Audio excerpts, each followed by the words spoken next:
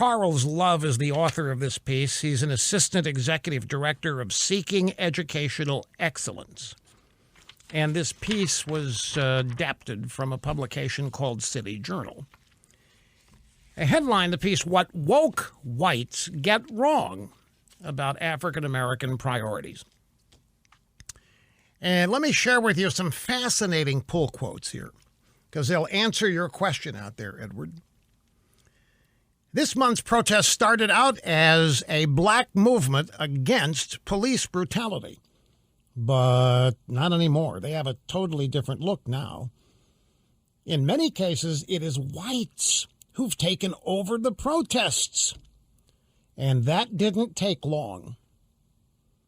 6 out of 7 of the Pew Research, remember, had it last week, 6 out of 7 of the protesters, Black Lives Matter protests, are white. And the majority of them are white, college-educated women, suburban college-educated women.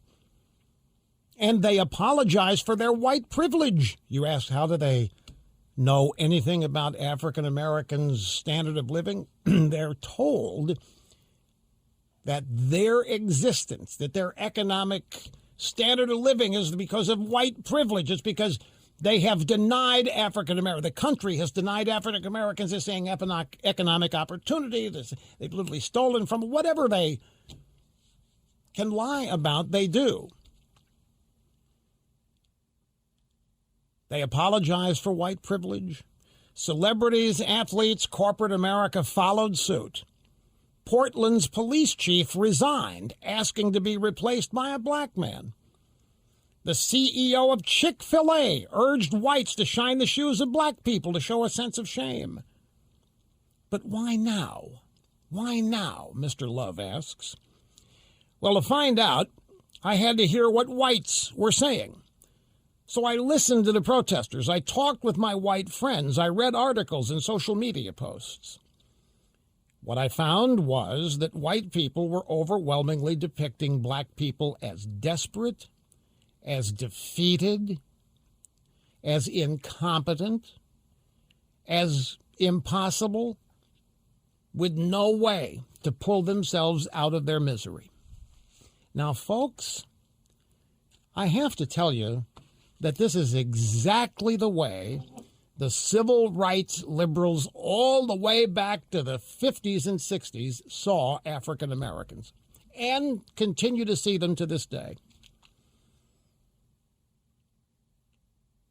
Talked with white friends. I read what they were saying. I found white people overwhelmingly depict black people as desperate and defeated and incompetent. A white friend said to me when I objected to this, well, I understand your point, but don't you think blacks are being oppressed? Don't you think blacks are being oppressed? And that's when I realized that white wokeness is the new factor in our national life. Now, you know this because I've already explained it to you, but this guy just figured it out, which is great. Don't misunderstand. White wokeness, particularly among affluent, female, white college students. White wokeness is the new factor. It has been embedded into the consciousness of whites that blacks are monolithic. They're all the same, that they all face impossible barriers to improvement.